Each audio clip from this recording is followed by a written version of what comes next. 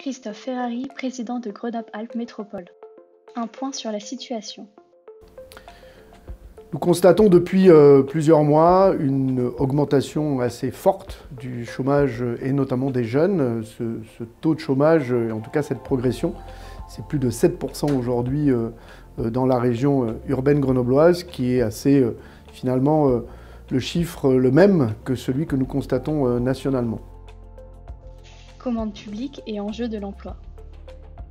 Par rapport à ça, la métropole, historiquement, a cette compétence insertion chevillée au corps et souhaite tout simplement, au travers des marchés qu'elle attribue à des entreprises du territoire, lui donner un axe d'insertion, tout simplement en y insérant des clauses pour permettre justement à ces entreprises de dégager des heures, des jours, qui permettront à des femmes et des hommes, à des jeunes, d'aller sur le marché de l'emploi.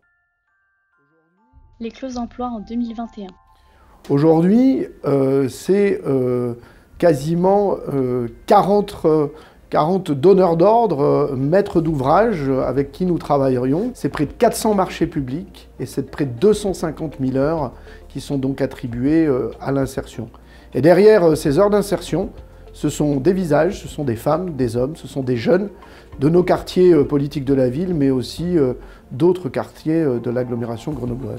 Notre souhait, c'est tout simplement de renforcer, d'augmenter, je dirais, cette dynamique en évidemment augmentant le nombre d'heures demain dans nos marchés, en closant beaucoup plus nos marchés, en sans doute s'orientant vers d'autres types de marchés. On est beaucoup sur la question du bâtiment et des travaux publics aujourd'hui, et ce qui d'ailleurs fait que c'est pour l'essentiel un public masculin.